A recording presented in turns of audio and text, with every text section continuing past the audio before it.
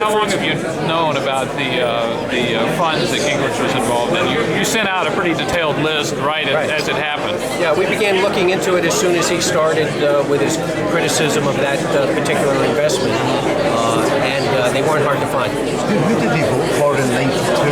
I'm sorry? Who did he vote for in '92 in Massachusetts? Oh, in 1992, before his first political run, when he was still a businessman in the private sector, he was registered as an independent. Yeah. And independents can go into either party's primary. Yeah. And that year, he chose to go into the Democratic primary. He voted for Paul Tsongas against Bill Clinton. And there wasn't much of a contest on the Republican side. There was an incumbent president running against Pat Buchanan. By the time the Massachusetts primary rolled around, there was really no contest at all. And then, if I just could finish, and then in the general election that year, of course, he voted for President Bush. So why did he choose Tsongas over Clinton? He wanted to go into a primary where there was some action. And there was really no action on the Republican side. And he wanted to vote against Bill Clinton, so he chose the hometown senator. Mr. Fehrnstrom, going to the overall performance tonight, this was about as aggressive as I've seen Mitt Romney. What's made the difference? I mean, a new debating coach really helping, or what? No, look, it was we come out of South Carolina, which Newt Gingrich won, so naturally the race narrows and tightens, and I think the contrasts that get drawn become sharper. The contrast drawn by Governor Romney and the contrast drawn by Newt Gingrich. They become sharper, more focused. Maybe the temperature level goes up a little bit as we get closer to the actual voting on Tuesday. I think that probably accounts for the aggressiveness that you saw on stage. Are you worried about the blind trust issue? I mean, he said that a lot.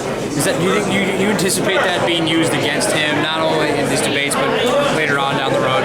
Well, look, the reason the governor put his investments into a blind trust is 10 years ago he was elected governor of the Commonwealth, and he wanted to avoid any actual or perceived conflicts.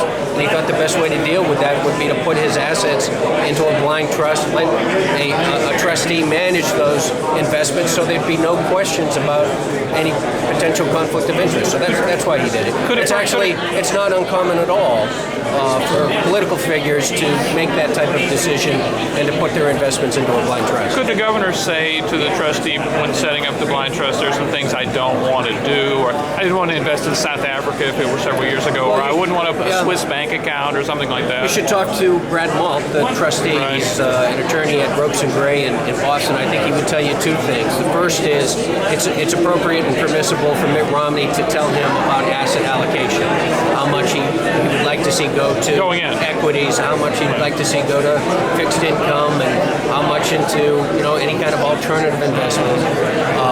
But when it comes to actually making those investments, those are done by Brad Malt, and Brad will say that he does monitor what the governor says. He does keep track of events like this debate tonight. He'll take note of the governor's public positions, and to the best of his ability, he will try to conform the portfolio to the governor's personal preferences. Eric,